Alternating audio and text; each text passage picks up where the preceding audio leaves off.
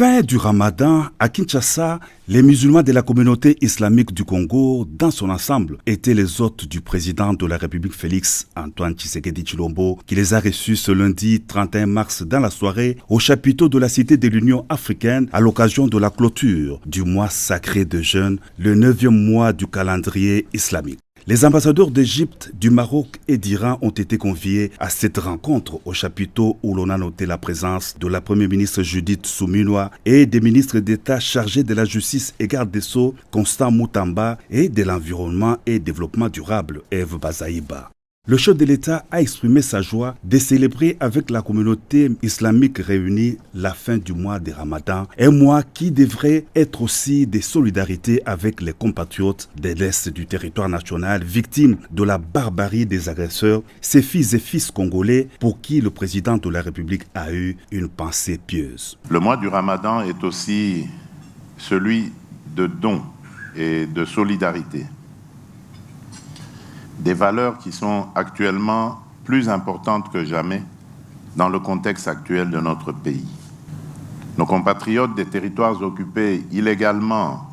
par les agresseurs sont en proie aux mutilations et aux violations diverses de leurs droits,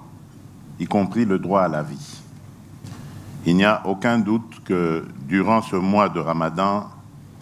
les prières ont été consacrées au rétablissement de la paix sur l'étendue du territoire national. Cette année, le mois du Ramadan porte un cachet spécial dans notre pays.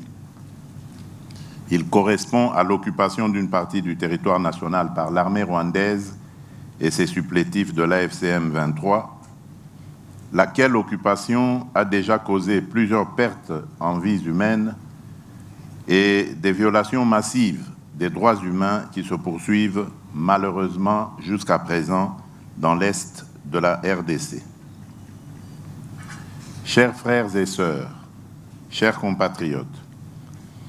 toute la population congolaise attend de la communauté musulmane une participation active aux efforts visant au retour à la paix,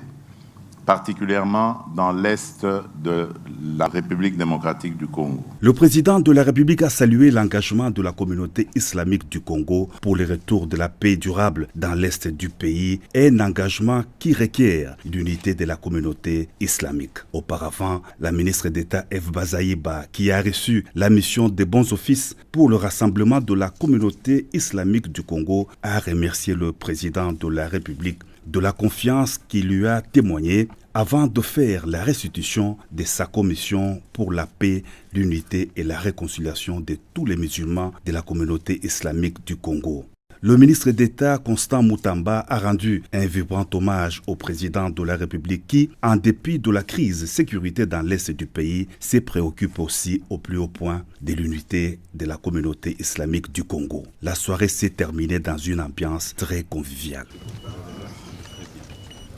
On a prié, comme vous l'avez dit, la prière c'était pour la paix, pour la République.